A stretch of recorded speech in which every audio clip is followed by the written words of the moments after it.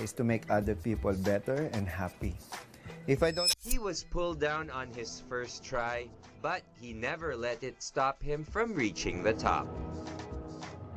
Hindi ko makakalimutan yung unang-una kong dubbing na parang pinatikim lang sa akin. Kumbaga parang ice cream na pinadila at nung gusto mo na ayaw ng bigyan.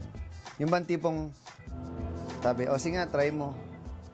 Yung isang man one lang. Tapos biglang sa, ay hindi bagay sa'yo, hindi ka pwede maging dubber o voice talent. Tumatak sa isip ko yun. Ganon. Na alam ko sa sarili kong mahusay ako at alam ko sa sarili ko na kaya ko. So mas pinagbuti ko talaga yon. Alam mo yung masakit pero naging dahilan yun upang maging kung sino ako ngayon. Na-challenge ako at naniniwala ako lahat ng mga great people nasasaktan yan kaya sila nagiging great. Kasi wala silang dahilan para ipaglaban o baguhin ang isang bagay kung hindi sila nasaktan.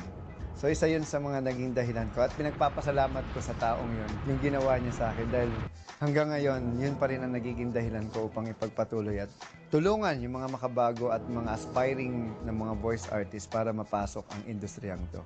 Ang mantra ko kasi sa buhay is to make other people better and happy. If I don't make other people better, then I will not do it. If I don't make other people happy, then I will not do it. Ganun lang. Kasi if I make other people better, then I'm the best.